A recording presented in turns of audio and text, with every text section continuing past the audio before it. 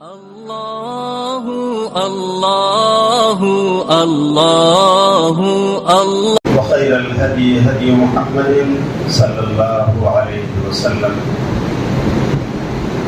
وشر الأمور محدثاتها وكل محدثة بدعة وكل بدعة ضلالة وكل ضلالة في النار. قال الله تعالى في القرآن المجيد: أعوذ بالله من الشيطان الرجيم بسم الله الرحمن الرحيم وما أصابكم من مصيبة فبما كسبت أيديكم ويعفو عن كثير. سبحانك لا علم لنا إلا ما علمتنا إنك أنت العليم الحكيم. اللهم أرنا الحق حقا وارزقنا اتباعه وأرنا الباطل باطلا وارزقنا اجتنابه. اللهم انفعنا بما علمتنا وعلمنا ما ينفعنا وزدنا علما.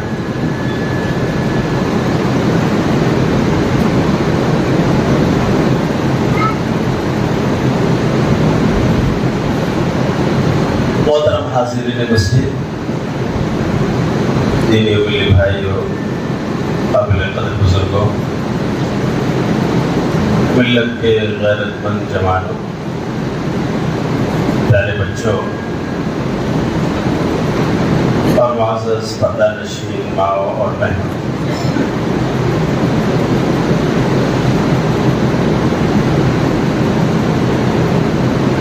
میں اللہ سے دعا کرتا ہوں کہ اللہ تعالیٰ یہ رمضان جو تو نے ہم سب کو دیا ہے، تقریباً آدھا گزر رہا ہے، آدھا اور باقی ہے. اللہ کو ہمیں اس ٹریننگ کیمپ سے اچھی تربیت لینے کی توفیق عطا فرما. ہمیں کما حق ہو اللہ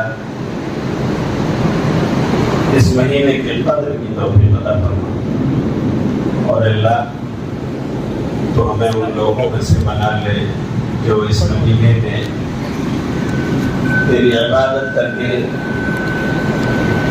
تیرا ذکر و فکر کر کے تیری بخشش کے مستحق بننے والے ہیں. اللہ تو ہم سب کو اس میں درد فرما دے. آپ سب خیریت سے ہیں؟ الحمدللہ. یہ ملاقات بہت عرصے کے بعد ہو رہی ہے. اللہ کرے کہ آئندہ دعوتی راہ میں ہونے والی ملاقاتوں کا یہ پہلا سلسلہ اور پہلی کڑی ثابت ہو. مسجد حاجرہ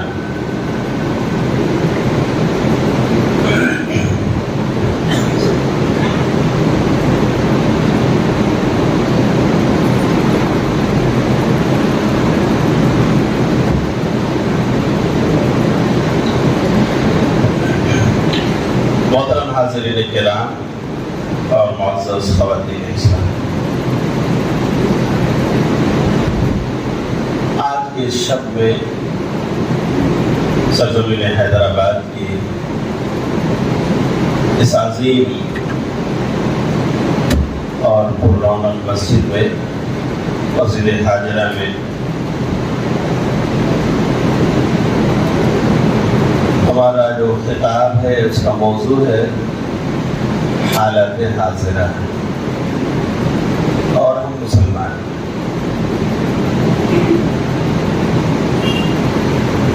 ہمارے اوپر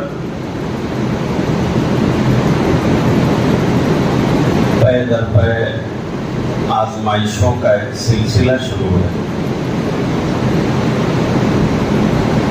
کبھی بیماریوں کے حملے ہیں تو کبھی میرے بھائیوں اسی ملک کے حکومت کی طرف سے مختلف قسم کا ظلم و جبر ہے، ظالمانہ قوانین و ضوابط ہیں، ہمارے حلال ذبیحے پر پابندی کی بات ہے، ہماری ماں اور بہنوں کی آنچل پر حملے ہیں، ہمارے عبادت گاہوں کی لاؤڈ اسپیکر اور اذان پر پابندی کی بات ہے، اور بھی بہت کچھ جو آپ آئے دن سن رہے ہیں اور اپنی آنکھوں سے دیکھ رہے ہیں۔ سوال یہ ہے کہ ایسا کیوں ہو رہا ہے؟ اس کا پہلا جواب یہ ہے کہ قیامت سے پہلے ایسا ہونا طے ہے۔ پیارے نبی صلی اللہ علیہ وسلم کی پیشین گوئی ہے، مستدرک حاکم کی روایت ہے، بادروا بالاعمال فتنا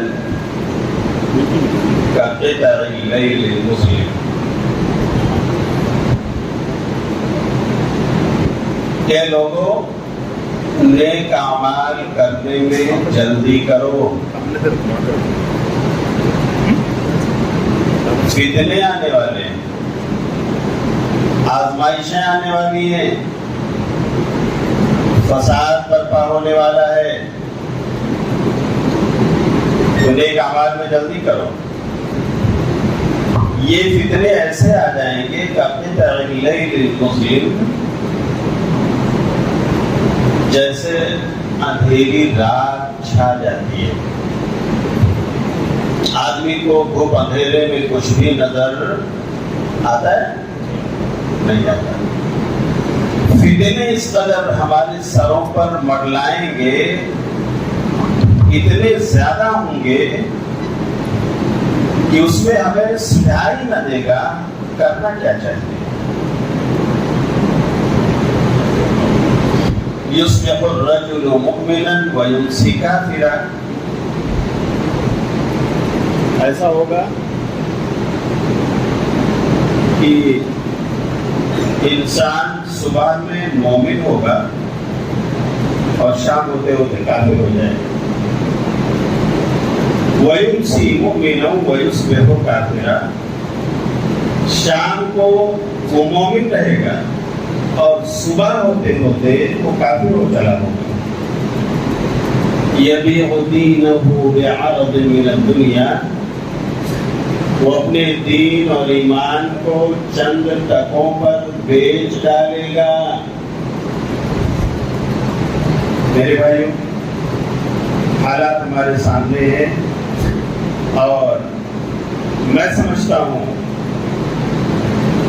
کہ آپ اس کے بارے میں مجھ سے زیادہ جانتے ہیں۔ ان فتنوں کی گنتی آپ کرنے بیٹھ جائیں تو شاید فہرست بہت لمبی ہو جائے گی۔ یہ جو ہو رہا ہے قیامت سے پہلے نبی صادق المصدوق صلی اللہ علیہ وسلم کی پیشین گوئی ہے، ایسا ہوگا۔ کتنے آنے والے، ہمیں تیار اور الرٹ رہنا چاہیے۔ اور یہ کیوں آئیں گے؟ اس کی وجہ بھی قرآن کریم میں موجود ہے۔ یہ مختلف قسم کی آزمائشیں، یہ فتنے، یہ فساد کیوں رہا ہوں؟ ظاہر الفساد فی البر والبحر بما کسبت ایدی الناس، دیکھو خشکی اور تری میں فساد رونما ہو چکا ہے، بس لوگوں کے اپنے اعمال کی وجہ سے۔ اور بہت واضح لفظوں میں اللہ نے سورہ شورى کی آیت نمبر 30 میں فرمایا، وما اصابکم من مصیبت فبما کسبت ایدیکم، جو کچھ تمہیں مصیبتیں پریشانیاں پہنچ رہی ہیں، فبما کسبت ایدیکم، بس یہ تمہارے ہاتھوں کی کمائی، تمہارے اپنے کرتوت ہیں، تمہارے اپنے اعمال ہیں. اب اگر معاملہ یہ ہے کہ آنے والی پریشانیاں ہمارے اپنے اعمال کا نتیجہ ہے، ہماری بدعمالیوں کی وجہ سے ہیں، تو میرے بھائیوں اس کا علاج کیسے ہو سکتا ہے؟ راستہ کیا ہے؟ ہم ان پریشانیوں سے چھٹکارا پانے کی کوشش کریں تو وہ کوشش کس ڈائریکشن میں ہونی چاہیے؟ آئیے قرآن کریم ہی سے پوچھتے ہیں، اس لیے کہ قرآن ہی ہماری رہنمائی کرتا ہے، نبی کی حدیث ہی ہماری رہبری کرتی ہے. آپ اگر سورہ شورا کی آیت نمبر 21 پڑھیں گے 21 تو وہاں اس کا علاج بتایا گیا. اللہ فرماتا ہے وَلَنُذِيقَنَّهُم مِّنَ الْعَذَابِ الْأَدْنَىٰ دُونَ الْعَذَابِ الْأَكْبَرِ لَعَلَّهُمْ يَرْجِعُونَ. ہم ضرور چکھائیں گے تمہیں، وَلَنُذِيقَنَّهُم ہم ضرور چکھائیں گے انہیں مِّنَ الْعَذَابِ الْأَدْنَىٰ چھوٹا چھوٹا عذاب. دیکھیے میرے بھائیوں، یہ عذاب نہیں ہے کہ آپ کے حلال ذبیحے پر پابندی کی بات ہو رہی ہے، اور یہ کہا جا رہا ہے کہ ہمیں تو جھٹکے کا چاہیے، ہمیں یہی گوشت چاہیے آپ کے ہوٹل سے، حلال کیوں لے کر آیا؟ ہماری بیٹیوں پر بناتے ہوا کی حجاب و نقاب پر حملے بولے جا رہے ہیں، کیا یہ عذاب نہیں؟ میرے بھائیوں، اور بہت ساری بندشیں جو آج ہم اذان پر اور عبادت پر دیکھ رہے ہیں، یہ سب اللہ کے عذاب کی شکلیں ہیں. بیماریوں کا پیدا پہ حملہ، کیا یہ ہمیں چونکانے والا نہیں؟ کیا یہ ہماری آنکھیں کھولنے والا نہیں؟ علاج کیا ہے؟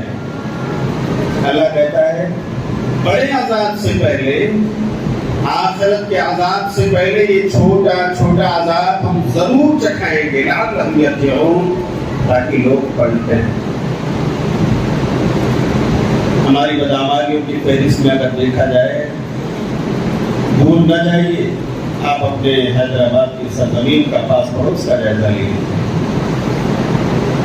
کتنے ایسے اڈے ہیں جہاں پر اللہ کو چھوڑ کر غیر اللہ کے سامنے سجدے لے کے جا رہے ہیں، اور ہو رہا ہے کہ نہیں رہے؟ آپ کے حیدرآباد کے گلی کوچے گواہ ہیں، یہ سڑکیں گواہ ہیں، یہ اسٹریٹس اور روڈز گواہ ہیں کہ اللہ کے علاوہ کو سجدہ کیا جا رہا ہے. اللہ کو چھوڑ کر غیر اللہ سے بیٹے بیٹیاں مانگی جا رہی ہیں. وہ سجدہ جو صرف ایک اللہ کے لیے جائز اور روا تھا، وہ سجدہ قبر والوں کے سامنے ٹیکا جا رہا ہے، کیا جا رہا ہے.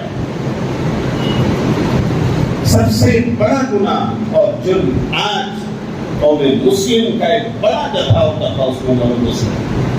تو میرے بھائیو، آزمائش نہیں، عذاب اللہ کا نہیں آئے گا. اور پھر یہ کہ ہم نے ان کے لیے کیا کیا؟ کیا ہم نے انہیں اس کھائی سے نکالنے کی کوشش کی؟ ہم نے انہیں ڈور ٹو ڈور جا کر یا انفرادی طور سے مل کر ہم نے انہیں شرک اور توحید بتانے کی کوشش کی؟ ان کے سر ان مزاروں پر نہ جھکے، کیا ہم نے انہیں توحید سکھایا؟ ہمیں اللہ نے برتن سے بھی کیا تھا، کنتم خیر امۃ اخرجت للناس تأمرون بالمعروف وتنہون عن المنکر وتؤمنون باللہ. سب سے بہترین امت اور جگہ ہو تم اس دھرتی پر، اللہ کی سب سے پسندیدہ جماعت ہو تم. لیکن کب؟ جب تم یہ ذمہ داریاں نبھاؤ کہ تم بھلائی کا حکم دو، برائی سے روکو، اللہ پر ایمان رکھو. میرے بھائی، یہ ذمہ داری ہم نے نبھائی.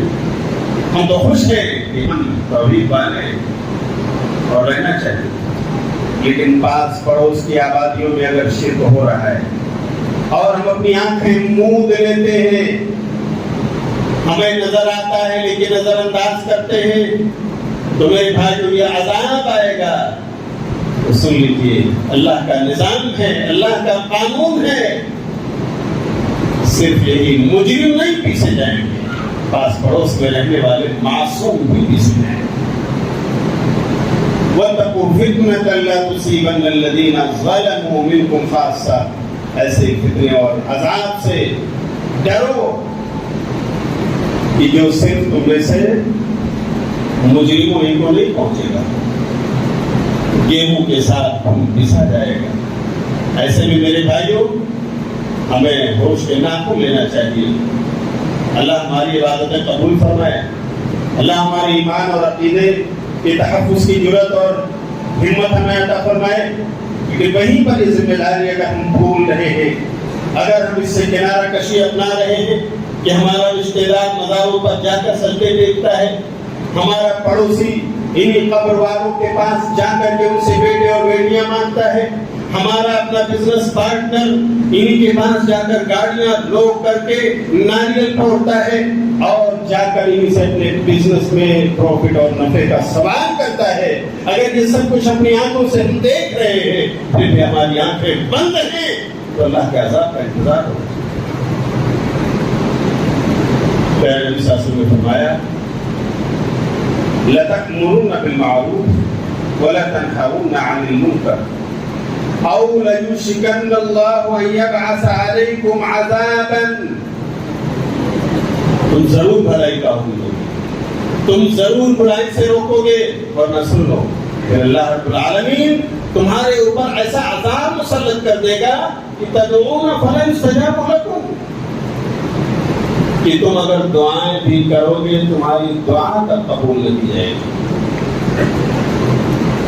میرے بھائی دیکھ لیجیے، ہماری مسجدوں میں کیا دعائیں نہیں ہوتی؟ کیا جمعہ میں خطیب ممبر دعائیں نہیں کرتا، آپ آمین نہیں بولتے؟ کیا دعائیں قنوت ہم نہیں پڑھ رہے ہیں؟ کیا ہماری مساجد میں آپ قنوت نازلہ کا ورد نہیں کیا جا رہا ہے؟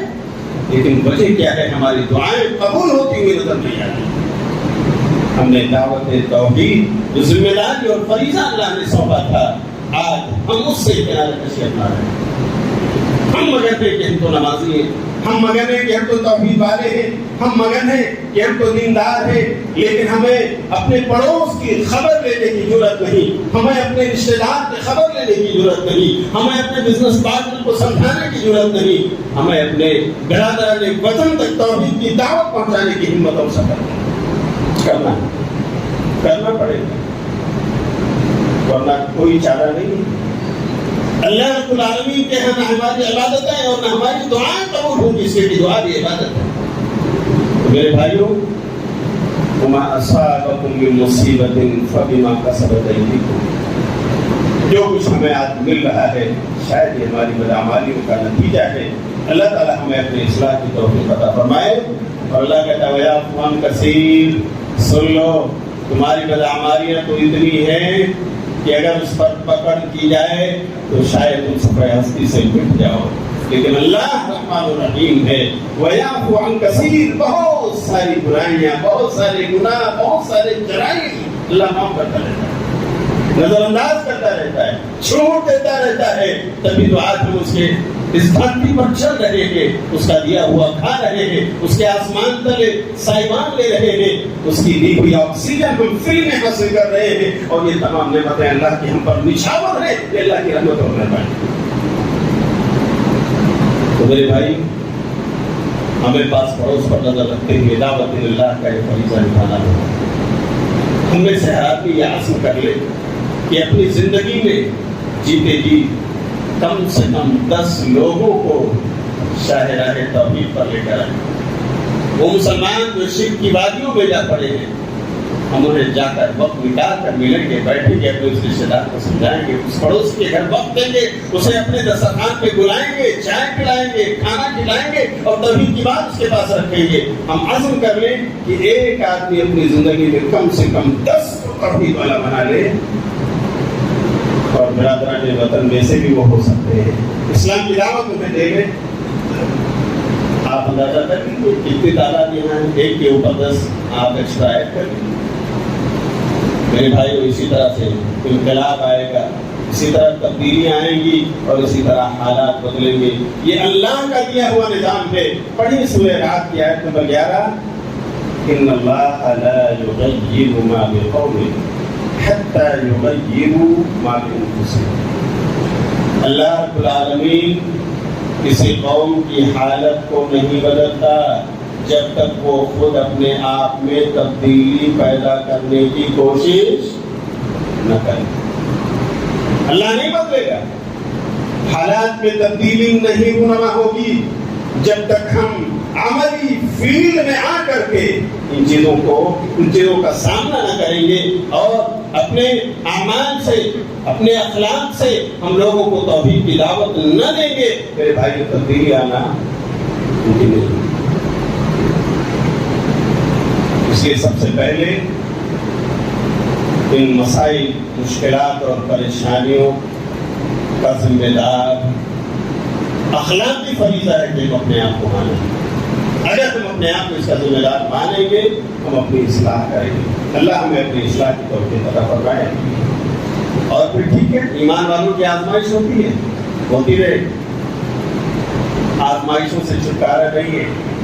ایسے میں کیا کرنا ہے, ہمیں اللہ کی طرف رجوع ہو کر اس کی مدد حاصل کرنی ہے. ہمیں نمازیں پڑھ کر اس کی مدد حاصل کرنی ہے. ہمیں صبر کر کے اس کی مدد حاصل کرنی ہے. یہ نظام بھی قرآن کریم نے ہم کو دیا ہے. صحابہ کرام رضی اللہ عنہم اجمعین نے بھی جب کبھی جرم کا ارتکاب ہوا, گناہ سرزد ہوئے, تو میرے بھائی اس گناہ سے چھٹکارا کیسے حاصل کیا؟ آئیے سورہ توبہ سورۃ نمبر 9 آیت نمبر 117 اور 18 کے حوالے سے میں آپ کو بتاؤں کہ پیارے نبی صلی اللہ علیہ وسلم کے زمانے میں آپ کے صحابہ کا ایک گروہ, ان سے ایک جرم ہوا. غزوہ تبوک کے موقع پر پیارے نبی صلی اللہ علیہ وسلم نے صحابہ کرام کو دعوت دیا, جمع ہو جاؤ, اپنی سواریاں لے لو, خود و نوش کا انتظام کر لو اور چلو محاذ جنگ پر چلتے ہیں.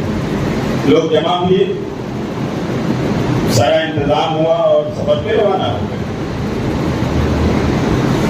اسی مدینے میں 3 صحابہ کرام ایسے تھے بڑے طاقتور, جانباز, لیکن ان کے من میں یہ آیا کہ ہمارے کھجور کے باغات پکنے والے, یہ دیکھیے اتنا زبردست پھل آیا ہوا ہے, پتہ نہیں کتنا وقت لگے گا محاذ جنگ پر. ایسا ہے ہم رک جاتے ہیں ہفتہ 2 ہفتہ اور یہ کھجور پک جائیں گے, کاٹنے لائق ہو جائیں گے, یہ فصل ہم اتار کر اپنے گھروں میں گوڈاؤن میں جمع کر دیں گے اور اس کے بعد ہم تو اچھے گھڑ سوار ہیں, اچھے اونٹ بان ہیں, اب ان سواریوں پر تیزی اور کے ساتھ رفتار کے ساتھ ہم جا کر ان صحابہ سے اور اللہ کے رسول سے مل جائیں گے. محاذ جنگ میں بھی شریک وہ مدینے میں رک گئے, ہفتہ بھر 2 ہفتہ, ایک لمبا عرصہ, ابھی تک کھجور نہ پکے نہ کٹے اور انتظار کر رہے ہیں ہمارے کھجور پک جائیں, ہم گوڈاؤن میں رکھ لیں, اس کے بعد جائیں. کیا ہو جاتے ہیں صحابہ کرام بھی انسان تھے, بشر تھے, شیطانی حملے ان پر بھی ہوا کرتے تھے. اور کئی بار ایسا ہوا کہ بار صحابہ کرام سے گناہ کبیرہ سرزد ہوئی, لیکن بس اللہ نے انہیں توبہ کی توفیق عطا فرمائی اور انہیں سچی توبہ کی اللہ نے معاف کر. یہاں پر ہوا یہ واقعہ پیش آیا کہ پیارے نبی صلی اللہ علیہ وسلم محاذ جنگ پر گئے, صحابہ کرام کے ساتھ اس محاذ کو سر کر کے واپس مدینہ پہنچے. اور یہ 3 صحابہ کرام جن کا نام ہے مرارہ بن ربیع, کعب بن مالک اور ہلال بن امیہ, یہ تینوں لوگ ابھی مدینے میں انتظار میں ہیں. فصل پک جائے گی, کاٹ لیں گے, پھر جائیں گے گھوڑ سواری کرتے ہوئے. اللہ کے رسول پہنچ گئے صلی اللہ علیہ وسلم. کیا ہوا جانتے ہیں میرے بھائیوں, میدان جنگ سے منہ پھیرنا گناہ صغیرہ ہے یا گناہ کبیرہ؟ بولو, گناہ کبیرہ ہے، گناہ کبیرہ ہے۔ ان صحابہ کو نبی صلی اللہ علیہ وسلم کی طرف سے جہاد میں جانے کی دعوت ملی اور نہ گئے، یعنی گویا انہوں نے میدان جنگ سے پیٹ کر لیا۔ اس جرم عظیم کی سزا پیارے نبی صلی اللہ علیہ وسلم نے تدبیر کی کہ اے مدینے والوں، آج سے کوئی مرارہ بن ربیع، کعب بن مالک اور ہلال بن امیہ ان تینوں سے بات چیت نہ کرے، نہ خیریت دریافت کرے، نہ ان سے حال چال لے، نہ ان کے دکھ درد میں شریک ہو۔ مکمل بائیکاٹ، مقاطعۃ تامہ، کمپلیٹ بائیکاٹ۔ اللہ مدینہ کی سرزمین میں، سرزمین مدینہ کشادہ ہونے کے باوجود تنگ ہو گئی اوپر میرے۔ آپ مجھے بتائیے کہ آپ جس مسجد میں نماز پڑھتے ہیں، اگر یہاں امام صاحب اعلان کرتے ہیں، ٹرسٹی صاحب اعلان کرتے ہیں، صدر صاحب، سیکریٹری صاحب اعلان کرتے ہیں، مل کر یہ باڈی اعلان کرتے ہیں فلاں نمازی سے کوئی بھی بات نہ کرے، آپ کی زندگی کیسے گزرے گی آپ بھی اسے بیان کر سکتے۔ مل کر لوگ سلام نہ کریں، منہ پھیر لیں۔ آپ بیمار ہیں، لوگ آپ کی بیمار کرسی کے لیے نہ جائیں، آپ کے ساتھ بزنس اور تجارت بند کر دیں، آپ کا بائیکاٹ ہو جائے، آپ کھٹ کر اپنی زندگی گزاریں۔ ان صحابہ کرام رضی اللہ عنہم کو جب یہ سزا ملی تو میرے بھائیوں، اس جرم سے چھٹکارا پانے کے لیے کیا کیا انہوں نے؟ قرآن نے کہا لعلہم یرجعون، یہ مصیبتیں پریشانی اللہ کبھی اس لیے بھیجتا ہے کہ لوگ اللہ کی طرف لوٹ آئیں، اللہ کی طرف لوٹ آئیں۔ دنیا کی طرف راغب و مائل ہو گئے ہیں، اللہ کی طرف مائل ہو گئے ہیں۔ لوگوں نے اللہ کو رب حقیقی جاننے کے بجائے وقت کی حکومتوں کو اگر انہوں نے تسلیم کر لیا ہے تو توبہ کر لیا۔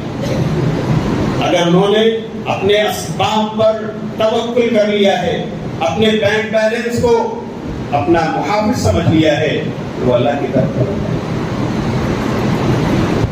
حضرت کعب بن مالک رضی اللہ تعالیٰ عنہ اور ان کے ساتھی راتوں کو اٹھ کر تہجد پڑھ کر اللہ سے دعائیں مانگتے ہیں، تنہائی میں اللہ سے رو رہے ہیں، اللہ سے اپنے گناہ کی معافی طلب کر رہے ہیں۔ اے اللہ، یہ برے دن ہمارے اپنے اعمال کی وجہ سے آئے، لیکن اے اللہ ہم توبہ کرتے ہیں، ہم تجھ سے معافی چاہتے ہیں، اور اللہ یہ وعدہ کرتے ہیں کہ دوبارہ ایسا موقع نہیں دے گا۔ اور اتنا ہی نہیں، ایک وقت آیا کہ کعب بن مالک رضی اللہ تعالیٰ عنہ کے گھر نبی صلی اللہ علیہ وسلم نے ایک صحابی کو بھیجا، غالباً ابو بکر رضی اللہ تعالیٰ عنہ، کہ ابو بکر جاؤ کہہ دو کہ کعب اپنی بیوی کو، شادی شدہ ہیں کعب، وہ اپنی بیوی کو اپنے مائکے بھیج دیں، آج سے ان کی بیوی بھی ان سے بات نہیں کرے گی۔ شادی شدہ لوگوں، آپ ذرا تصور کرو، کعب بن مالک پوچھتے ہیں کہ کیا میں طلاق دے کر بھیجوں یا یوں ہی بھیجوں؟ کہا نہیں، طلاق دینے کی ضرورت نہیں، آپ اپنی بیوی کو مائکے بھیج دو، آج سے یہ بھی آپ سے بات نہ کریں۔ کسی شادی شدہ انسان کے لیے بیوی ایک بہت بڑا دلاسا ہوتی ہے، تسلی کا سامان ہوتی ہے، اس کے دکھ درد کو بانٹنے کا ایک سامان ہوا کرتی ہے۔ میرے بھائیو ذرا بتاؤ، اگر وہ بھی اس سے چھین لیا جائے، اس کی راتیں کیسے گزریں گی، اس کا دن کیسے کٹے گا، اس کے شب و روز کیسے گزریں گے؟ شادی شدہ لوگ آپ اندازہ کر سکتے ہیں، یہ مرحلہ بھی ان کی زندگی میں ہے۔ اور اتنا ہی نہیں، آزمائشوں کا سلسلہ بڑھ رہا ہے۔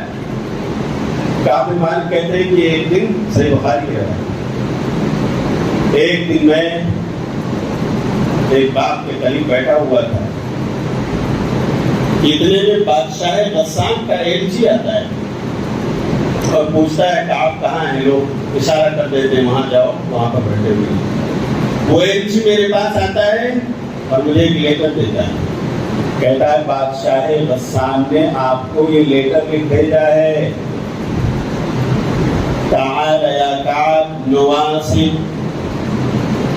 کعب آ جاؤ، ہم نے سنا ہے کہ تمہارے قائد نے، تمہارے سردار نے تمہارا بائیکاٹ کیا ہے، مدینہ تم سے بات چیت کرنے کو تیار نہیں ہے، آؤ ہم تمہاری رمخاری کرنے کو تیار ہیں، آؤ اپنی ریاست اور بادشاہت میں حصہ دینے کو ہم تیار ہیں۔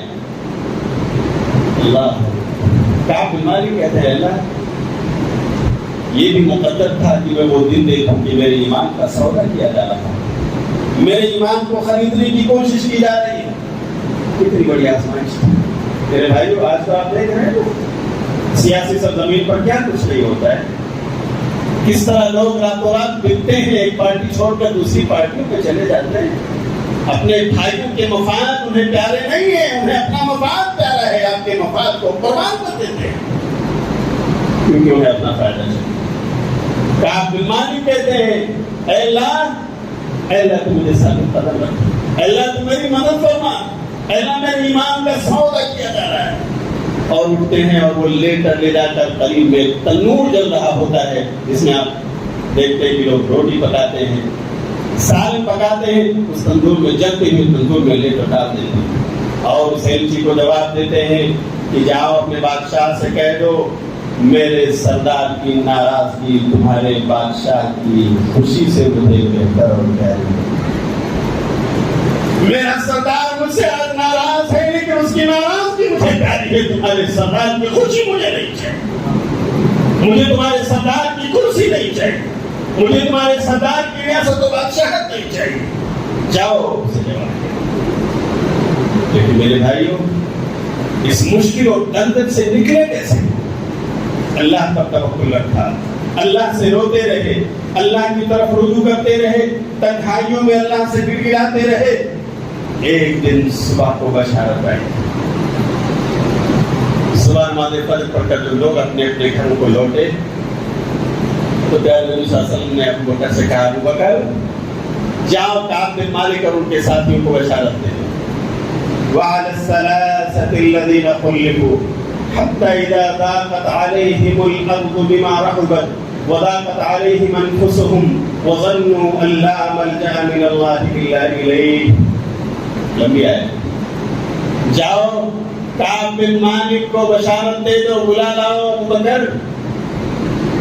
اللہ نے ان تینوں بندوں پر رحم فرمایا، اللہ نے ان کی توبہ قبول کر لی جو غزوے سے پیچھے رہ گئے تھے، حالانکہ یہ مدینے کی زمین کشادہ ہونے کے باوجود ان پر تنگ ہو گئی، خود وہ اپنی جانوں سے اکتا گئے تھے اور انہوں نے اچھی طرح سمجھ لیا تھا کہ اللہ کے علاوہ کہیں بھی جائے بنا نہیں، اللہ کی طرف رجوع کیے، اللہ نے ان کی توبہ قبول کر، بائیکاٹ ختم ہو گیا۔ میرے بھائیوں یہ مثال صحابہ کی زندگی میں موجود ہے، جب کبھی گناہ سرزد ہوئی، جب کبھی نافرمانی ہو گئی، جب کبھی وہ نافرمانی کی دلدل میں پڑے تو اس سے نکلنے کے لیے وہ اعلان جو اللہ نے بتایا ہے اس کو انہوں نے اپنایا، اللہ کی طرف پلٹ آئے، انہوں نے دنیا کی طرف رغبت کو چھوڑ دیا اور اللہ والے بن گئے تو اللہ نے ان کی توبہ قبول کر لی، گناہ کو دھو دیا۔ ہمیں بھی میرے بھائی ان حالات سے، ان مشکلات سے، ان پریشانیوں سے اگر چھٹکارا پانا ہے، کوشش کرنی ہے، اس کا علاج یہی ہے جو علاج پہلے والوں کو اللہ نے دیا ہے، آؤ اور ایک اللہ کی طرف کرو، آؤ شرک کی وادیوں سے باہر نکل آؤ، آؤ ایک اللہ کی شاہراہ پر جو اس نے تمہیں دکھائی ہے، توحید کی چمکتی دمکتی شاہراہ، آؤ اسی پر گامزن ہو جاؤ، اللہ سے لو لگانے والے بن جاؤ، شرک کی آمیزش اور ملاوٹ سے اپنے آپ کو دور رکھنے والے بن جاؤ۔ اللہ تمہاری پریشانیوں کو حل کرنے کے لیے تیار ہے، لا کر دیتے ہیں۔ اللہ نے صحابہ کے لیے معاملات کو حل کر دیا، سب نے گلے لگایا، معانقہ کرنے لگے، مبارکباد سب نے دی، ہماری توبہ سچی رہی، اللہ نے قبول کر دی۔ میرے بھائی اس طرح کی بے شمار مثالیں اللہ یہ حالات ہم پر لا رہا ہے، ہماری آزمائش ہے، ہمیں اس میں ثابت قدم رہنا ہے۔ قرآن کریم کی ایک اور آیت پڑھیے، یہ حالت حاضرہ جو ہم دیکھ رہے ہیں آج، کس طرح سے قرآن کی وہ آیت لفظ بلفظ ہم پر فٹ ہو رہی ہے۔ سورہ بقرہ سورت نمبر 5 سورت نمبر 2 آیت نمبر 155۔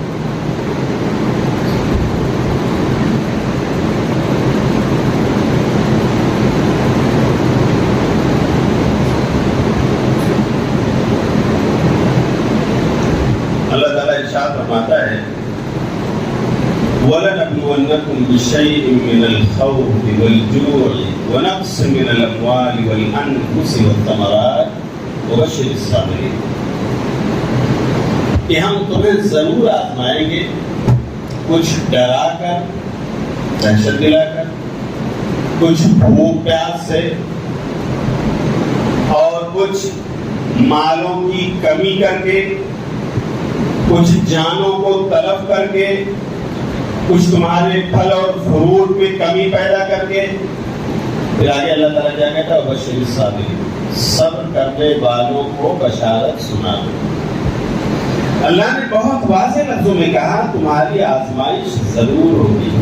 دیکھیے دہشت کا ایک ماحول بپا ہے، آپ کورونا وائرس سے نگہت آزما ہوئے اور اللہ نے کسی طرح چھٹکارا دے دیا۔ بہت سارے لوگوں کی شاید اصلاح ہو گئی، اللہ کی طرف پلٹنے والے بن گئے، رجوع اللہ کی زندگی میں آ گیا۔ اللہ ہم سب کی اصلاح فرمائے، ہماری کوتاہیوں اور ہمارے گناہوں سے اللہ تعالیٰ ہم سب کو بھی سچی توبہ کی توفیق نصیب فرمائے۔ لیکن میرے بھائیوں، اس کے بعد آپ دیکھیں ایک سے ایک اسٹیٹمنٹس آ رہے ہیں سیاسی لیڈروں کو، محروم کرنا چاہتے ہیں، آپ نئے نئے قانون لا رہے ہیں تاکہ آپ کو محروم کر لیں۔ ابھی یوگی گورنمنٹ نے یوگی کی سرزمین پر ایک زمین کی اراضی کو لے کر ایک ایکٹ پاس کرنے کی بات کی۔ جو زمینیں کسی کے نام نہیں ہیں وہ گورنمنٹ کی، وہ کیا ہیں؟ کس کی ہیں؟ گورنمنٹ کی ہیں۔ دہشت داری ہے۔ گاؤں میں کتنے گھر بنے ہوئے ہیں، پاس پڑوس میں زمینیں پڑی ہیں، نام پر نہیں ہے، کوئی کاغذ نہیں ہے، وہ زمین ان کے قانون کے مطابق حکومت کو جانے لگی۔ دہشت خوف ایک ماحول پیدا کر رہے ہیں۔ لیکن میرے بھائیوں، اگر ہم میں کمزور ایمان نہ ہو، اگر کمزور یقین نہ ہو تو یہ چیزیں ہمیں ڈرانے کے لیے کافی نہیں ہیں۔ لیکن آج ہماری ایمان کی کمزوری، ہمارے یقین کی کمزوری ہمیں محروم کر رہی ہے۔ ہم تو اس دنیا میں چند روز کے لیے آئے، یہ دھرتی سب اللہ کی ہے، یہ آسمان اللہ کا ہے، یہ فضائیں اللہ کی ہیں، یہ ہواؤں کو چلانے والا اللہ ہے، سورج کو نکالنے اور ڈبونے والا اللہ ہے، حکومت تو اصل اس کی ہے اور ہم اسی کے بندے ہیں، ہم اسی کی عبادت کرنے والے ہیں۔ ڈرنا ہمیں اسی سے ہے، تم ہمیں کیا ڈراؤ گے؟ ہماری روزی جتنی لکھی ہے وہ ہمیں مل کر رہے گی، اسے کھائے بغیر ہم اس دنیا سے جا نہیں سکتے۔ ہمارا ایمان روزی ہے، لیکن ایمانی کمزوری، یقین کی کمزوری آپ میں محروم کیے دے رہی، لوگ کی نیندیں اڑ رہی ہیں۔ میرے بھائی آزمائشیں پڑھنے والی صحابہ کرام کے ساتھ ہوئی، ان کو آزمایا گیا ہے، اور ایسی ایسی آزمائشیں ہوئی ہیں کہ اگر ہم اور آپ وہاں پر ہوتے تو نہ جانے، نہ معلوم ہمارے قدم بھی ثابت قدم ہوتے یا نہیں ہوتے۔ حضرت سعد بن ابی وقاص رضی اللہ تعالیٰ عنہ، صحیح مسلم کی روایت، جب وہ ایمان لاتے ہیں تو ان کی والدہ اس وقت کافرہ ہوتی، مشرکہ، اپنی ماں کے بڑے لاڈلے، بڑے چہیتے فرزند ہیں، ماں کی خدمت گزار ہیں، لیکن ایمان لے آئے۔ ماں کو پتا چلتا ہے کہ بیٹا محمد بن عبداللہ، جن کو محمد رسول اللہ وہ کہتا ہے، وہ پر ایمان لے آئے صلی اللہ علیہ وسلم۔ ماں نے بلایا اور کہا بیٹے سعد، سنا ہے تم نے اپنے باپ دادا کا دین چھوڑ دیا ہے اور اپنے باپ دادا کا دین چھوڑ کر اس نئے دین اور دھرم کو اپنا لیا ہے۔ ہاں، میں نے اس دھرم کو قریب سے دیکھا ہے، وہ سچا ہے، اس لیے میں نے اپنایا۔ تو بیٹے تم نظر ثانی کرو، اپنے فیصلے پر نظر ثانی کرو، محمد کے دین کو چھوڑ دو صلی اللہ علیہ وسلم۔ بیٹا کہہ رہا ہے امی میں نے اسے حق سمجھ کر کے اسے قبول کیا، میں کیسے چھوڑ سکتا ہوں؟ ماں نے کہا نہیں، نظر ثانی کرنا ہوگا۔ کچھ موقع دیا اور جب دیکھا کہ بیٹا بالکل ڈٹا ہوا ہے، میرے بھائی کیا کہہ جانتے ہیں؟ ماں جانتی تھی کہ بھائی بیٹا میرا لاڈلا ہے، میرا خدمت گزار ہے، میرا چہیتا ہے، شاید ایسا کرنے پر وہ مان جائے۔ ماں نے کہا سعد اگر تم محمد کا دین نہیں چھوڑتے ہو صلی اللہ علیہ وسلم تو سن لو، میں مرن برت رکھ لوں گی، کسی دھوپ میں جا کر بیٹھ جاؤں گی، نہ کھاؤں گی نہ پیوں گی، جان دے دوں گی، لوگ کہیں گے ساتھ نے امی کو مار ڈالا۔ برداشت ہوا؟ میرے بھائیوں، مجھے کہنے دیجیے، آج ہمارے اسی معاشرے اور سماج میں بہت سارے جوان ہمارے مرتد ہو رہے ہیں، بہت ساری قوم کی بیٹیاں مندروں میں جا کر کے برقعے میں پہنچ کر وہاں سینڈو لگا رہی ہیں، ٹیکا دھاری بن رہی ہیں۔ ابتداء کا ذکر بھی ہمارے ساتھ۔ کاش سعد بن ابی وقاص رضی اللہ تعالیٰ عنہ کا واقعہ ان کی نظروں سے گزرے، کاش یہ آواز ان تک پہنچے۔ سعد کی ماں کہتی ہے ایسا نہیں کرو گے تو میں مر جاؤں گی، مرن برت رکھ لوں گی۔ امی ایسا مت کرو، میں نے تو سچ پر ایمان لا کر اسے قبول کیا ہے، امی ایسا مت کرو۔ لیکن امی نے جب دیکھا کہ سعد نہیں مان رہے میری بات تو چلی گئی، دھوپ میں بیٹھ گئی، کھانا پینا چھوڑ دیا۔ ایک دن گزر گیا، دوسرا دن آیا، بوڑھی ماں ہے کتنا برداشت کرے گی۔ اللہ تعالیٰ نے اسی لیے بوڑھوں پر، وہ لوگ جو روزہ نہیں رکھ پاتے ضعیفی کی وجہ سے، بیماری کی وجہ سے، ان کو اللہ نے روزے کی بھی چھوٹ دی ہے، فدیہ دے دیں، ایک مسکین کو کھانا کھلا۔ دین میں آسانی ہے ایسے ضعیفوں کے لیے، کمزوروں کے لیے جو واقعی ضعیفی کی وجہ سے بہت دیر تک بھوکے نہیں رہ سکتے، پیاسے نہیں رہ سکتے۔ وہ بوڑھی ماں جا کر دھوپ میں بیٹھ کے کھانا پینا چھوڑ دیا، دوسرے دن بے ہوش ہو گئی۔ سارے بھائی لوگ جمع ہو گئے، امی پر چھیٹا مار رہے ہیں، امی کے لیے دعا کر رہے ہیں، اللہ تم نے ہوش میں لیا۔ سعد رضی اللہ تعالیٰ عنہ بھی آ گئے، اللہ تم میری امی کو ہوش عطا فرما دے۔ اور امی کو تھوڑی دیر کے بعد ہوش آیا، اور اس حالت میں ان کی ماں کہتی ہے بیٹا سعد میری حالت تو دیکھ رہے ہو نا، میں ابھی اسی پر قائم ہوں، ابھی آپ نے بدلا کہ نہیں بدلا اپنے دین کو، محمد کے دین سے چھٹکارا حاصل کیا کہ نہیں صلی اللہ علیہ وسلم۔ میرے بھائی میرے جوانوں، کسی ماں کا لاڈلا بن کر، اس ماں کے جملے برداشت کرنے کی کتاب ہے، کسی ماں کا چہیتا بن کر اس ماں کے سینٹنس کو برداشت کرنے کی کتاب ہمیں ہے۔ ہم اور آپ ہوتے تو کیا ہوتا، کیا کسی نے ہمارا کیا اسٹیپ لیتے۔ اس موقع پر حضرت سعد کا ایمان دیکھیے۔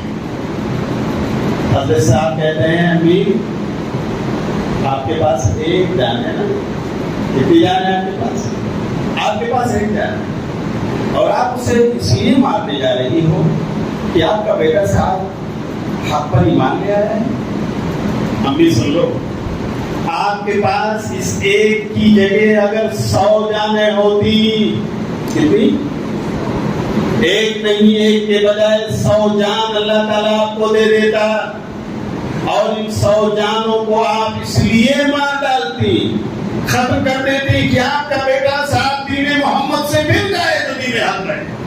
تو اے ماں سن لو، تم اپنی ایک ایک کر کے ساری جانیں گوا دیتی، تب بھی تمہارا بیٹا صاحب اس ایمان کو نہیں چھوڑ، اسے حق مل گیا۔ میری ماں تمہارے بیٹے کو حق مل گیا ہے، ایک جان ہے اب، میں اس پر راضی ہوں۔ ماں نے یہ جملہ سنا کرتے سعد بن ابی وقاص رضی اللہ تعالیٰ۔ میرے بھائی ایمان سے کہتے ہیں کہ جس کے سامنے کفر و الحاد کی آنکھیاں چلے تو اپنا راستہ بدل لے، شرک اور بے دینی کی کا سیلاب آئے تو اپنا رخ پھیر لے۔ یہ ایمان اگر ہمارے پاس ہے، جس طرح سعد کے ایمان نے انقلاب برپا کیا۔ کیا انقلاب برپا کیا؟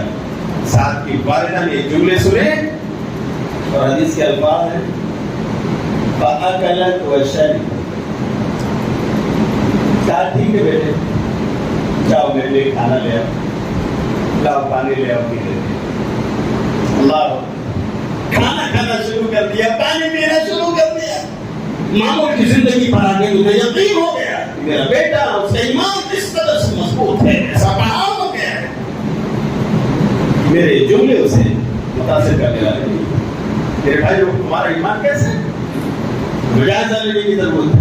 آج ہمارے جوان جو کالج اور یونیورسٹیز کے کام کے لیے جاتے ہیں, آج قوم کی بیٹیاں جو کالجز میں جا کر پڑھ رہی ہیں, ہمیں ان کا سوچنا مدت ہوتے ہوئے اللہ کی قسم ہماری آنکھیں کیسے برداشت کر لیں, ہمارا دل کیسے گوارا کر لے گا. لیکن کیا جتن ہے جو ہمیں کرنا چاہیے. ہمیں ان کے لیے ایسے ایجوکیشنل انسٹیٹیوشن بنانے چاہیے جہاں پر ایمان اور یقین کے تحفظ کے ساتھ تعلیم حاصل کر سکیں.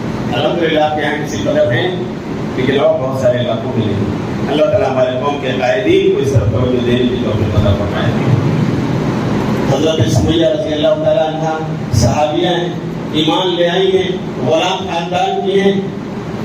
ابو جہل سزا دے رہا ہے, انہیں کھمبے میں باندھ کر کے کوڑے برسا رہا ہے, اور انہیں کی آنکھوں کے سامنے ان کے بیٹے عمار کو, ان کے شوہر حضرت یاسر کو تینوں کو سزا دی جا رہی ہے. بیٹا عمار اپنی ماں کو سزا پاتے ہوئے دیکھ رہا ہے, بیٹا عمار اپنے باپ کو سزایا جاتا ہوا دیکھ رہا ہے. لیکن رسیوں میں بتائے میرے بھائی, اسلام کی تاریخ ایک انقلاب والا تاریخ. اللہ کے رسول صلی اللہ علیہ وسلم ان کے پاس سے گزرتے ہیں, بشارت سناتے ہیں, صبرا یا آل یاسر فإن موعدکم الجنہ. اے یاسر کے خاندان والو, تم صبر کر لو, تمہارا ٹھکانہ جنت. اللہ کے رسول صلی اللہ علیہ وسلم کی زبان سے انہیں جنت کی بشارت ہو جائے. کون نہیں جانتا حضرت سمیہ نے اسے اسلام کے لیے اپنی جان دی. ابو جہل منہ کے پاس آ کر پوچھتا ہے کیا تم توبہ کرتی ہو یا نہیں, محمد کے دین سے برگشتہ ہو رہی ہو کہ نہیں. ایسے میں وہ اللہ کی بندی جو احد کی صدائیں بلند کر رہی تھی, وہ ابو جہل کے منہ پر تھام گئی. اللہ کے دشمن دور ہو گئے اس سے. ابو جہل کو غصہ آتا ہے, اپنی برچھی لے کر کے وہ حضرت سمیہ رضی اللہ تعالیٰ عنہ کے پرائیویٹ پارٹ پہ حملہ کرتا ہے اور شہید کر دیتا ہے. کیا ہمارے قوم کی بیٹیاں حضرت سمیہ کو نہیں جانتی؟ وہ مندروں میں جا کر ٹیکا دھاری بن رہی ہیں, سینٹوں لگا رہی ہیں, انہیں حضرت سمیہ کا واقعہ نہیں معلوم.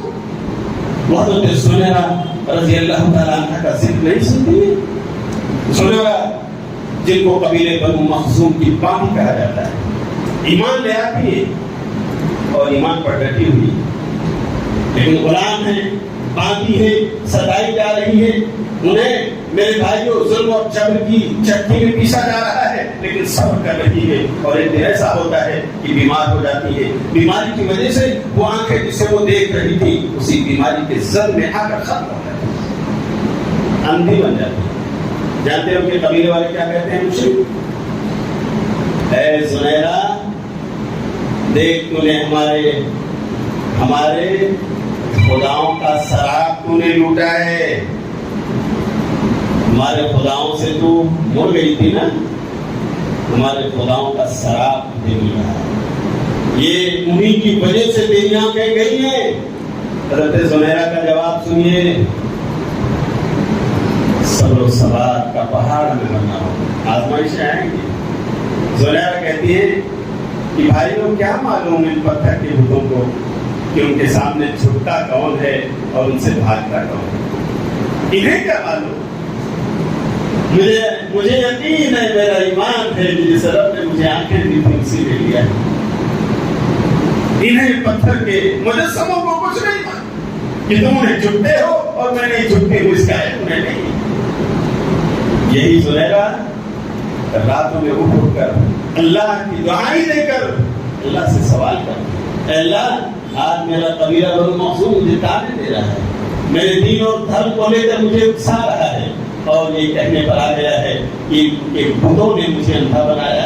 اے اللہ میں تیرے توحید کی خوگر ہوں, اے اللہ تیری توحید کی راہ پر چلنے والی ہوں. اے اللہ تو اپنے توحید کی لاج رکھ لے, تو نے میری آنکھیں لی ہیں, تو اسے واپس لوٹانے پر ملتا دے.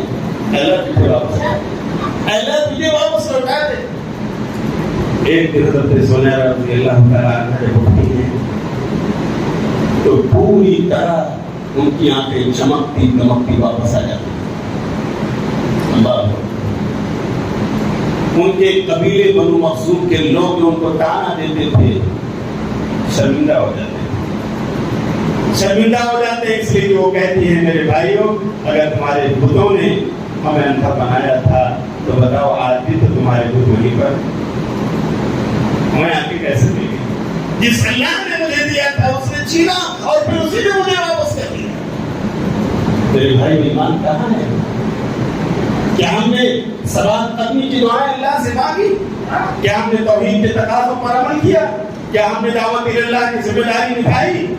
اگر ہاں دعا کے مقابلے ہوا مثال پہ اللہ تعالیٰ ہمیں جنت الفردوس میں انبیاء، صدیقین، شہداء اور اپنے نبی کے صحابہ کا پڑوس عطا فرمائے۔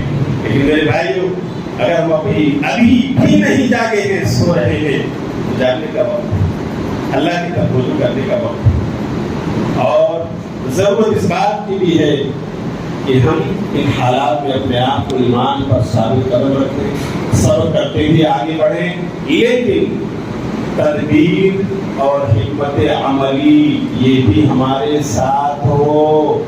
What should we do accordingly؟ ہمیں کرنا کیا چاہیے؟ ہمارے کرنے کا کام کیا ہے ان حالات میں؟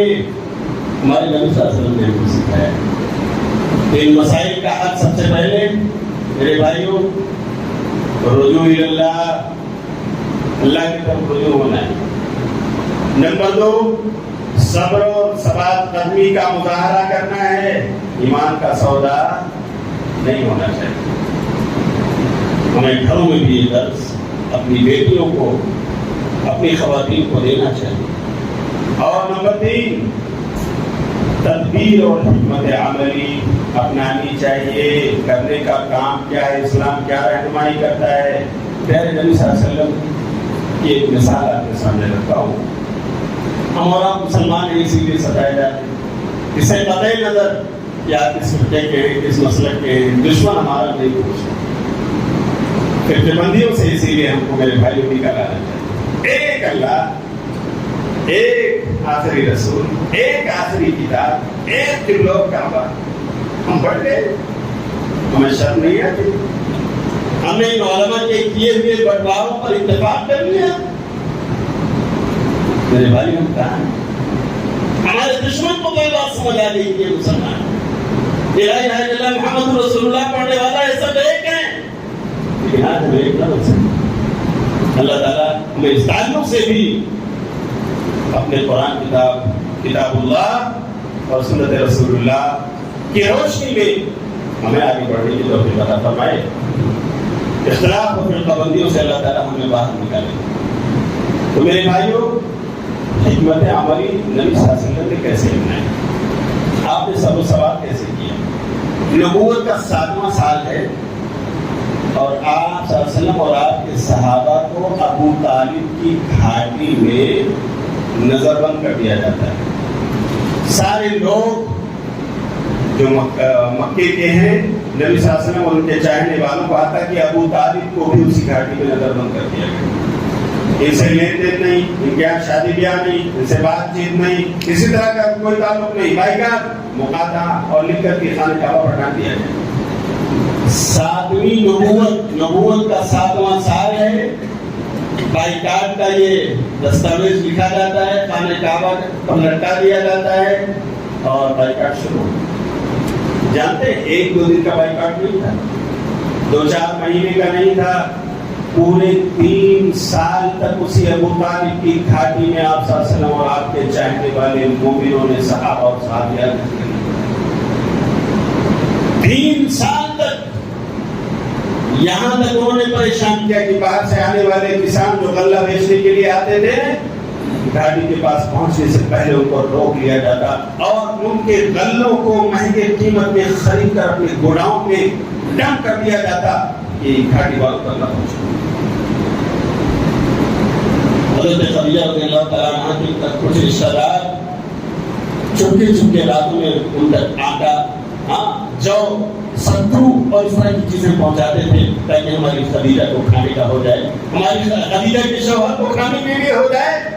پکڑے گئے کچھ لوگ اور ان پر جو قانون نافذ ہو گیا، تم اگر ایسا کرو گے تو تمہارا بھی بائیکاٹ ہو جائے گا، 3 साल तक बाइकाट रहा और हालत ऐसी हो गई थी कि अबू तालिब की घाटी में रहने वाले लोग जो नबी सल्लल्लाहु अलैहि वसल्लम के हामी थे, नबी सल्लल्लाहु अलैहि वसल्लम के नासिर थे, नबी सल्लल्लाहु अलैहि वसल्लम के सच्चे साथी थे, इनको खाने के लिए नाने शबीना लगना, पेड़ की खालें छील छील कर अपने पेट की भूख चबा चबा कर मिटाएंगे, पेड़ की पत्तियां तोड़ तोड़ कर चबा चबा कर उसका रस पी करके साहबे किराम ने अपनी जिंदगी गुजारी।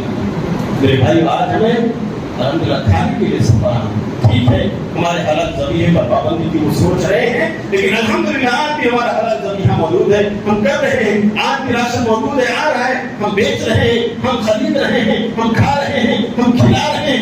आज हम पर वैसे हालात नहीं जैसे पहले दुनिया का अजीम इंसान जिस जैसा इस जमीन ने न देखा है न आसमान ने देखा है, उस अजीम इंसान को दुनिया ने 3 साल तक मंसूर मदद सारा सब, लेकिन नबी सल्लल्लाहु अलैहि वसल्लम के सहाबा सब करते हैं, अल्लाह से मदद की अपील करते हैं और अल्लाह की मदद कैसे मदद की जानते हैं? इसलिए मेरे भाइयों, सब्र और सबात अपनी एक बहुत बड़ा हथियार है। इन हालात में हमें अपने ईमान का सौदा नहीं करना, सहाबा और प्यारे नबी सल्लल्लाहु अलैहि वसल्लम की तरह हमें अपने दीन पर जमे रहना है और ये यकीन करना है कि जिंदगी चंद रोजा है इस दुनिया की, हमें आज या कल इस दुनिया से जाना है। हमारा असली ठिकाना तो अल्लाह के यहाँ है जिसे जन्नत कहा गया है। अल्लाह हम सबको नसीब फरमाए। हम जिएंगे इज्जत के साथ, हम जिएंगे ईमान के साथ, हम जिएंगे यकीन के साथ, हम जिएंगे नबी सल्लल्लाहु अलैहि वसल्लम की सुन्नत पर, हम जिएंगे अल्लाह की तौहीद की राह पर। अगर हमने ठान ली तो इंशाअल्लाह ये मामला आसान हो जाएंगे। अल्लाह ताला आसानियां पैदा करेगा। कैसे उसने आसानियां पैदा की? एक दिन कुफ्फार मक्का ही के 5 सरकर्दा लोग जमा हुए, उन्होंने आपस में बैठी और कहा कि ये कैसी बात है, हम लोग पेट पर खाना खाते और हमारे रिश्तेदार, चाहे वो खदीजा हो, चाहे वो अबू तालिब हो, चाहे वो दूसरे लोग हो, भूखे पेट सो रहे, पेट की छालियां चबा रहे। कहाँ की इंसानियत? आखिर है तो वो हमारे इंसानी भाई।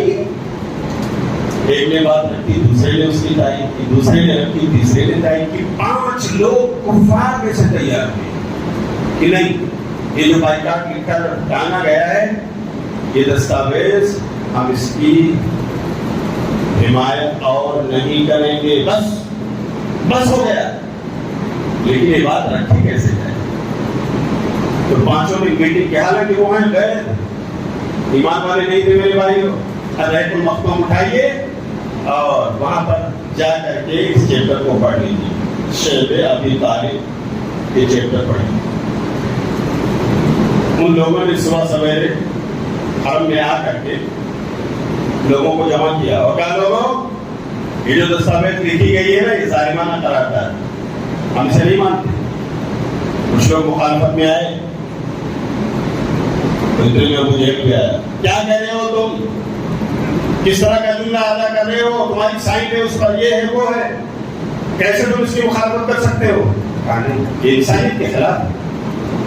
हमारे रिश्तेदार बिलक रहे हैं, हम भर पेट खा करके सो रहे, कहाँ की इंसानियत है? मुझे तो कुछ और जरा ताकतवर मजबूत किस्म के थे उन्हीं काफिरों में, जब जबान की थी उन्होंने बुझेल को खामोश कर, तुम इस्लाम की हिमायत भी कर रहे। और इतने में ऐसा हुआ कि अबू तालिब दिखाई दिए, तो लोगों ने कहा अबू चाचा अबू तालिब आ गए, उनको लाया गया। अबू तालिब आए, कैसे आना हुआ आपका? आज बाहर घाटी से बाहर आपने कदम निकाला। कहा मेरे भतीजे ने, मोहम्मद ने एक बात कही है सल्लल्लाहु अलैहि वसल्लम, एक बात कही है, मैं आपसे वो कहने आया, अगर सच है तो ठीक, नहीं तो मैं अपने भतीजे को आपके हवाले कर दूँ। अगर उसकी बात बोलो, कहा ठीक है, बोलो क्या बोला है आपके भतीजे? कहा मेरे भतीजे ने कहा है कि जिन लोगों ने बाइकाट की दस्तावेज लिखी थी और उसे टांगा था, उस दस्तावेज का एक एक हर्फ वहां से मिट गया है, बाकी है तो सिर्फ अल्लाह का नाम बाकी। बोले अच्छा, اتنے اوپر یہ دستاویز لٹکا ہوا ہے. اور محمد کیا بیک ٹائم کرتے ہیں؟ ان کے پاس اس کی نالج کیسے ہے کہ وہ سارا کا سارا ختم ہو گیا؟ ہم نے جو دستاویز اتنے ایسے ایسے قلم سے لکھا تھا اور اتنا مضبوط لکھا تھا، کیسے آخر ایسا ہو سکتا ہے؟ پولیس ٹھیک ہے، چیک کرو. سیڑھیاں لائی گئی، جمع ہوئے لوگ، اور جا کر چڑھ کر کے خانہ کعبہ کی سطح سے اس کو اتارا گیا، دستاویز نیچے لایا گیا. تو میرے بھائیوں، اس میں جہاں جہاں اللہ کا نام تھا صرف وہی چمک رہا تھا، باقی ساری چیزیں اللہ کی مخلوق کھا چکی. طالب نے کہا دیکھو بات تو میرے بھتیجے کی سچ ہے نا، حالانکہ نہ میں نے سیڑھی لگا کر دیکھا تھا اسے، نہ میرے بھتیجے. آپ کو دیکھ رہے ہو ہم معصوم ہیں اپنی باتیں. وہیں سے اس بائیکاٹ کو ختم کر دیا گیا. بولو اللہ نے اپنے بندوں کی مدد فرمائی کہ نہیں؟ بولو بھائیو. کب؟ جب اللہ کی طرف رجوع ہو کر صبر اور ثبات قدمی کا پہاڑ بن گئے. حالات جو بھی آئے، اللہ پر سے ایمان رکھنے والا توحید کے ساتھ شرک کی ملاوٹ کر سکتے. تمہیں ہم خدا نہیں مان سکتے، ہمارا خدا وہی ہے جو پوری کائنات کا خالق، مالک، رازق اور مدد ہے. تمہیں کرسیاں 5 سال کے لیے ملی ہیں، گر سکتی. اللہ رب العالمین کی کرسی عرش پر ہے، ازل سے ہے، ابد تک رہیں گی. ہم اسی کو مانتے ہیں، ہم اسی کو مدبر کائنات مانتے ہیں. ہمارا ایمان اور عقیدہ ہے کہ اس کے حکم کے بغیر پیڑ کا ایک پودا، پیڑ کا ایک پتا بھی گر سکتا. یہ ساری چیزیں اللہ کے حکم کے بغیر کیوں؟ اب اگر یہ سب کچھ اس میں کوئی مصلحت ہے اللہ کی طرف سے، تو ظاہر سی بات ہے ہمیں اپنی اصلاح کا بھی. اللہ نے پھر سے انہیں موقع دیا ہے. آدمیوں کرسیوں پر براجمان ہے اور ظالمانہ قانون آپ پر چلانا چاہ رہے ہیں. آئیے میرے بھائیوں، جو چاہیے اللہ والے بن جائیے، توحید والے بن جائیے. اور وہ بھائی اور بہنیں جو شرک کی کھائیوں میں جا گرے ہیں، انہیں ان سے نکالنے کی کوشش کیجیے. اللہ کو شاید ہماری یہ ادا پسند آ جائے. اور اللہ رب العالمین جو مکے والوں کی لکھی ہوئی ظالمانہ دستاویز کو اپنی مخلوق کے ذریعے ختم کر سکتا ہے، اللہ رب العالمین ان کی کرسیوں میں زلزلے پیدا کر سکتا ہے. بولو کر سکتا ہے. تو ہمیں صبر کی ضرورت ہے، تدبیر کی ضرورت ہے، حکمت عملی کی بھی ضرورت ہے. ہاتھ پر ہاتھ دھرے بیٹھے رہے وہ ان کی شان نہیں ہے. پیارے نبی صلی اللہ علیہ وسلم کو اللہ رب العالمین نے ہجرت کا سفر کرایا. میرے بھائیوں مجھے بتاؤ، ہجرت کا یہ لمبا ترین سفر جو آج کی تیز رفتار مرسیڈیز کاروں کے ذریعے 4 سے 4.5 گھنٹے میں لوگ طے کرتے ہیں، مدینے سے مکہ جاتے ہیں، مکے سے مدینہ آتے ہیں. اتنے اچھے روڈ، اتنی اچھی کاریں، اتنی اچھی بسز. اس زمانے میں میرے بھائیوں 2 ہفتے 3 ہفتے لگ جاتے تھے انہیں اونٹوں اور گھوڑوں کے ذریعے سفر کرتے ہوئے. ہمارے پیارے نبی کو اللہ نے ہجرت کا سفر کرایا. آپ غور کیجیے کہ وہ اللہ جو جبریل کو بھیج کر براق دے کر مکے سے فلسطین تک پلک جھپکتے ہی پہنچا سکتا ہے، وہاں ہمارے نبی تمام انبیاء کی امامت کر سکتے ہیں. اور اس کے بعد وہ اللہ جو اپنے نبی کو جبریل کے ساتھ راتوں رات اس زمین سے آسمان میں بلا سکتا ہے، جنت اور جہنم کی سیر کرا سکتا ہے، اور پھر دوبارہ واپس اس زمین پر واپس لا سکتا ہے. آخر اس اللہ رب العالمین نے کیا وہ اس بات پر قادر نہیں تھا کہ اپنے نبی کو مدینے مکے سے راتوں رات مدینے اٹھا کر پہنچا؟ بولو بھائی اللہ قادر تھا کہ نہیں؟ لیکن ایک مثال پیش کرنی تھی اللہ کہ دیکھو تمہارے نبی نے حکمت، تدبیر اور عمل کو اپنایا، اللہ نے ان کی مدد فرمائی. ہاتھ پر ہاتھ نہیں بیٹھے، معمولی بات نہیں تھی مکے سے نکل کر مدینہ پہنچنا. سارے قبائلی مل کر کے میٹنگ کر چکے ہیں کہ اپنے جوانوں کو تیار کیجیے، یہ ہتھیار تیار ہے.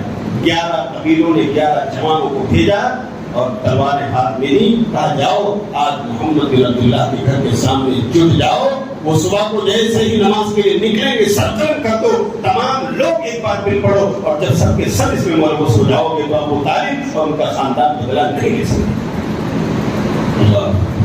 سارے لوگ ہتھیار لے کر سامنے بیٹھے ہیں. پیارے نبی صلی اللہ علیہ وسلم اور حضرت علی گھر میں ہیں. نبی صلی اللہ علیہ وسلم کو جبریل آ کر بتاتے ہیں اللہ کے رسول اب آپ کو ہجرت کی اجازت مل گئی. آپ نے پہلے سے پلاننگ کی ہوئی ہے. ابو بکر سے کہا ابو بکر سواریاں تیار رکھو. ابو بکر نے 2 اونٹ پہلے سے رکھے ہوئے ہیں جن کو کھلایا پلایا جائے گا. تیار ہیں بالکل سفر کے لیے. اور جا کر کہتے ہیں نبی صلی اللہ علیہ وسلم کچھ آیات پڑھتے ہوئے قرآن کریم کی اپنے گھر سے نکلتے ہیں, مٹی لیتے ہیں اور یہ دونوں طرف جو قاتلین بیٹھے ہوئے ہیں ان کے سروں پر پیارے نبی صلی اللہ علیہ وسلم اس دھول اور مٹی کو ڈالتے ہیں. گزر کر ابو بکر کے گھر پہنچتے ہیں. اللہ تعالیٰ انہیں اندھا کر دیتا ہے, آنکھیں رکھنے والے اندھے. نبی صلی اللہ علیہ وسلم بیچ سے گزر کر گئے, ان کو نظر نہیں آیا.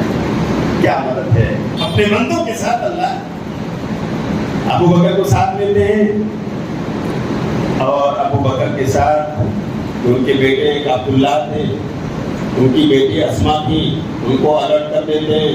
کہتے ہیں دیکھو ہم لوگ جا رہے ہیں اس پہاڑی میں 3 دن رہیں گے. عبداللہ شام ڈھلتے ہی وہاں آ جایا کرنا, خبر صبح تک پاؤں پھٹنے سے پہلے تمہیں وہاں سے واپس نہیں ہونا ہے. رات میں آ جانا, مکے میں کیا کچھ چل رہا ہے ہمیں بتا دینا, اور پھر صبح ہونے سے پہلے واپس مکے آ جانا. دیکھو نبی صلی اللہ علیہ وسلم کی پلاننگ, تدبیر, حکمت عملی. عبداللہ اپنی ذمہ داری پر لگ جاتے ہیں. اور ایک چرواہا ابو بکر کا ہے, اس کو ابو بکر کہتے ہیں کہ دیکھو تم اپنی بکریاں لے کر کے شام ڈھلے اسی پہاڑ کے پاس رہنا, دودھ نکال کر ہمیں پہنچا دینا. دودھ نکال کر ہمیں عامر بن فہیرہ نام کا سنا, وہ دودھ پہنچا دیا کرتا ہے. حضرت اسما یہاں روٹیاں بنا دیا کرتے ہیں اور بکر کے بیٹے لے جا کر وہاں پہنچا دیا کرتے ہیں. 3 دن تک خبر پہنچا رہے ہیں, کھانا پہنچا رہے ہیں, دودھ نبی صلی اللہ علیہ وسلم کو مل رہا ہے. اور اس کے بعد کیا ہوتا ہے, تیسرے دن جب یہ لوگ تھک ہار چکے ہیں, 100 اونٹوں کا اعلان کر چکے تھے, لیکن کسی کو میرے بھائیوں وہاں تک پہنچ نصیب نہ ہوئی, رسائی نہ ہوئی. کچھ لوگ غار کے منہ تک بھی پہنچے, لیکن اللہ نے انہیں اندھا وہاں بھی بنا دیا, غار میں نہ جھانک سکے اور اس کے بعد سے واپس چلے آئے. اللہ نے اپنے بندے کی مدد فرمائی. وہ لوگ کیا نہیں کی, پہاڑ پر چڑھ کر گئے لیکن غار میں گھسنے کی فکر ان کے اندر نہ. حالانکہ نبی صلی اللہ علیہ وسلم بکر اسی غار میں چھپے ہوئے. کیسے اللہ مدد کرتا ہے؟ جو اللہ سے نہ لگاتے ہیں, جو اللہ والے اور توحید والے بن جاتے ہیں, واپس آتے ہیں. اور پھر تیسرے دن پلاننگ کے مطابق یہ دونوں اونٹنیاں عبداللہ بن قریظہ اور عامر بن فہیرہ لے کر کے اسی پہاڑ کے دامن میں پہنچتے ہیں. اور صبح سویرے پیارے نبی صلی اللہ علیہ وسلم ایک اونٹنی پر بیٹھتے ہیں اور ابو بکر, اور دوسری اونٹنی پر عامر بن فہیرہ بیٹھتے ہیں. اور ایک راہ دکھانے والا, راہ کا ماہر, راستوں کا ماہر عبداللہ بن قریظہ جو کافر ہے, غیر مسلم ہے لیکن امانت دار ہے, نبی صلی اللہ علیہ وسلم سے ہائر کرتے ہیں. ابو بکر سے ہائر کرتے ہیں کہ ہمیں مدینے تک تمہیں پہنچانا ہے, تم راستوں کو جانتے ہو, جو ساحلی سمندری راستے ہیں ان سے واقف ہو, کنارے کنارے چلیں گے. عبداللہ بن قریظہ اور عامر بن فہیرہ ایک پر سوار ہوتے ہیں, ایک پر نبی صلی اللہ علیہ وسلم کا سوار ہوتا ہے. عبداللہ چل پڑتا. 3 دن تک غار ثور میں جہاں ابو بکر کا انگوٹھا اور پاؤں ڈس لیا جاتا ہے, تکلیف ہوتی ہے. نبی صلی اللہ علیہ وسلم لعاب لگاتے ہیں تو ان کو آرام مل جاتا ہے. میرے بھائیوں, نبی کی تدبیر, نبی کی حکمت عملی, نبی کی پلاننگ اور منصوبہ بندی. تیسرے دن آپ کا وہاں سے نکلنا اور عام راستوں کو چھوڑ کر ان ساحلی راستوں کو اپنانا. حالانکہ اعلان ہو چکا ہے 1 سر کے بدلے 100 اونٹ, اور اگر دونوں لے آئے تو 200 اونٹ. 100 اونٹ انعام ملے. لوگ دوڑ رہے, دھوپ رہے, 3 دن تک تھک ہار چکے. پھر نبی صلی اللہ علیہ وسلم وہاں سے نکلے اور آپ نے راہ کے ماہر کو بھی اپنے ساتھ لیا, اسی کرایہ بھی نہیں کیا. اللہ نے پہنچایا. راستے میں بھی حالات آئے اور سراقہ بن مالک بن جوشم اپنا گھوڑا دوڑاتا ہوا پہنچا, جو اس وقت تک ایمان نہیں لایا تھا. اور اس نے جب دیکھا تو تیز رفتاری کے ساتھ نبی تک پہنچنے کی کوشش کی, لیکن جب قریب پہنچا اور اسے یقین تھا کہ اب تو میں انعام حاصل کر لوں گا, لیکن اللہ نے اپنے بندے کی وہاں بھی مدد فرمائی، اس لیے کہ بندے نے تبدیل کیا تھا، اس لیے کہ اللہ کے اس بندے نے، اللہ کے رسول نے حکمت عملی اپنائی تھی، توکل اللہ پر رکھا تھا اور اللہ پر بھروسہ کر کے تدبیر کے ساتھ نکل پڑے تھے، اللہ کی مدد وہاں بھی آئی۔ سراقہ بن مالک کا گھوڑا اس سنگلاخ وادی میں گرا، دھنسنے لگا، اترتا ہے، چابک مارتا ہے، پھر سے اٹھاتا ہے اور پھر سے سوار ہوتا ہے، آگے بڑھاتا ہے، تھوڑی دور جا کر پھر گھٹنوں تک اس کا گھوڑا دھنس جاتا ہے۔ پہاڑی میں گھوڑا دھنس گیا۔ سراقہ کا ایمان میرے بھائیوں یہاں پر جاگا اور اس نے کہا ہے محمد صلی اللہ علیہ وسلم رک جاؤ، بس مجھے لکھ کر کے دے دو امان نامہ، اتنا سا، اتنا سا، اتنی سی ابتدا ہے، اتنی سی گزارش ہے، ایک امان نامہ لکھ کر دے دو اے محمد، جب اللہ کو ان پر فتح نصیب فرمائے تو میری گرفت نہ کرے۔ سراقہ اس نے دیکھا کہ میرا گھوڑا نہ یہاں دلدل ہے، نہ یہاں سمندر ہے، نہ اور کوئی پانی ہے، ایسے میں پھنس گیا، مطلب غیبی مدد ہے ان کے ساتھ، اللہ کی مدد ایسے آتی ہے۔ نبی صلی اللہ علیہ وسلم ابوبکر سے کہتے ہیں ابوبکر لکھ دو، نبی صلی اللہ علیہ وسلم نے ڈکٹیٹ کرایا، ابوبکر نے لکھا اور امان نامہ دے دیا سراقہ نے کہا اور کوئی خدمت میں کر سکتا ہوں اے محمد، میں آپ کی اور بھی خدمت کر سکتا ہوں، یہ میری ٹفن بھی ہے، آپ ساتھ میں لے لو۔ کہا نہیں، آپ اپنی ٹفن ساتھ میں رکھو، اللہ ہمارے ساتھ ہے، اللہ ہمارے ساتھ ہے، آپ اتنا صرف کرنا، واپس جاتے ہوئے کسی راہگیر کو ہمارے بارے میں مت کہنا۔ نبی صلی اللہ علیہ وسلم نے کیا کہا؟ واپس جا رہے ہو نا مکہ، واپس ہوتے ہوئے کوئی پوچھے تو ہمارے بارے میں خبر نہ دے۔ اور سراقہ نے حالانکہ کافر تھا لیکن اس نے اپنے بات اور اپنے عہد و پیمان کا پاس و لحاظ کیا نہیں بتایا اس کو۔ نبی صلی اللہ علیہ وسلم نے اس وقت سراقہ کو بشارت بھی سنائی، اللہ اس وقت سراقہ کو بشارت سنائی، اس میں ایمان کی بشارت ہے، کامیابی کی ہے۔ سراقہ ہم تمہارے کلائیوں میں، ہاتھوں میں قیصر و کسریٰ کا کنگن دیکھ رہے ہیں، یعنی سراقہ ایک دن آئے گا کہ اللہ فتح نصیب فرمائے گا اور قیصر و کسریٰ کے کنگن تمہیں پہنائے جائیں گے۔ عمر بن خطاب رضی اللہ تعالیٰ عنہ کے زمانے میں دیکھا اور سراقہ نے یاد کیا، نبی صلی اللہ علیہ وسلم کی پیشی ہوئی، انہیں پہنایا گیا۔ تو میرے بھائیوں، نبی اس طرح سے اور بھی واقعات ہیں، اس میں جانے کی ضرورت نہیں سمجھتا ہوں، میں اپیل اتنا کرنا چاہتا ہوں، ہمیں کرنے کا کام کیا ہے ان حالات میں؟ نمبر ایک، سب سے پہلے ہمیں اللہ کی طرف رجوع ہونا ہے، جس میں ایک اہم بات دعوت اللہ ہے جو ہمیں کرنی ہے۔ ہم اللہ سے معافی مانگیں، توبہ کریں، اللہ والے بن جائیں، لیکن دعوت کا کام جس کے لیے اللہ نے ہمیں اس دھرتی پر برپا کیا ہے اسے بھی اپنا لیں، انشاءاللہ اپنائیں گے، اللہ ہمیں اس کی توفیق عطا فرمائے۔ اور نمبر دو، ہمیں کیا کرنا ہے میرے بھائیوں؟ اس کے ساتھ ساتھ صبر سے کام لینا ہے۔ کس سے کام لینا ہے؟ یا ایھا الذین آمنوا استعینوا بالصبر والصلاۃ، اے ایمان والو صبر سے اللہ کی مدد حاصل کرو اور نماز پڑھ کر اللہ کی مدد حاصل کرو، ہمیں اس پر قائم رہنا ہے۔ اور نمبر تین، ہمیں بھی اپنی پلاننگ کرنی ہے، منصوبہ بندی کے ساتھ ہمیں آگے بڑھنا ہے۔ RSS نے 100 سالہ پلاننگ کو آج نافذ کرنے کی سوچا ہے، گراؤنڈ لیول پر وہ ماسز میں کام کرتے رہے اور آج انہیں اس کا رزلٹ مل رہا ہے۔ ہمارے پاس بھی کوئی short term, long term goal, ہم سب کو اپنی مدد کا مستحق قرار دیں۔ اے اللہ، ہم تیرے گنہگار بندے ہیں، تو اللہ اپنے اس رمضان کے راتوں میں بہت سارے اپنے بندے اور بندیوں کو اللہ کی جہنم سے آزاد کرتا ہے۔ اللہ ہم سب کا نام بھی اسی فہرست میں درج فرما لے۔ اللہ، یہ مہمان جو آیا ہے چند دنوں کے لیے اور ہے، ہمیں اس کی اچھی طرح قدر افزائی کرنے کی توفیق عطا فرما۔ اللہ، تیرے نبی نے فرمایا ہے کہ جسے رمضان ملے اور وہ اللہ کی عبادت و ریاضت کر کے ٹریننگ لے کر اپنی بخشش اللہ سے نہ کرا لے تو وہ اللہ کی رحمت سے دور ہو۔ اے اللہ، تو ہمیں اس کا مصداق نہ بنا۔ اللہ ہم سب کو اپنی رحمت اور مغفرت کا مستحق بنا دے۔ اللہ ہم سے جو لوگ بیمار ہیں سسک رہے ہیں، اللہ ان کے ساتھ عافیت کا معاملہ فرما۔ اللہ جو لوگ قرضدار ہیں، قرض کے بوجھ تلے دبے ہوئے ہیں، اللہ اس سے نکلنے کی کوئی راہ پیدا فرما دے۔ اللہ جو لوگ شرک اور بدعات میں ڈوبے ہوئے ہیں، بہت سارے بھائی، بہت ساری بہنیں، اللہ تو نے اپنے ہوش و حواس میں ان کی زندگی میں اللہ توحید کی دولت عطا فرما دے۔ اللہ رب العالمین جب تک ہمیں اس دنیا میں قائم رکھ، اللہ ایمان اور توحید پر قائم رکھ، اللہ انہی توحید کی راہوں پر ہمارا خاتمہ فرما، آمین۔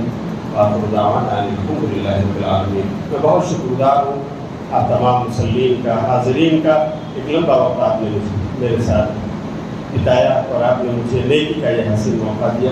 اللہ تعالیٰ خیر دے وسیم بھائی اور ان کے ساتھیوں کو، ان کی کمیٹی کو اور مسجد حاضرہ کے تمام ذمہ داروں کو اللہ تعالیٰ ان کے حق میں اسے صدقہ جاریہ بنائے، ان کے میزان حسنات میں اسے درج فرمائے اور اسی طرح امت کا کارواں لے کر انہیں آگے بڑھنے کی توفیق عطا فرمائے، آمین۔ وآخر دعوانا الحمد للہ رب العالمین۔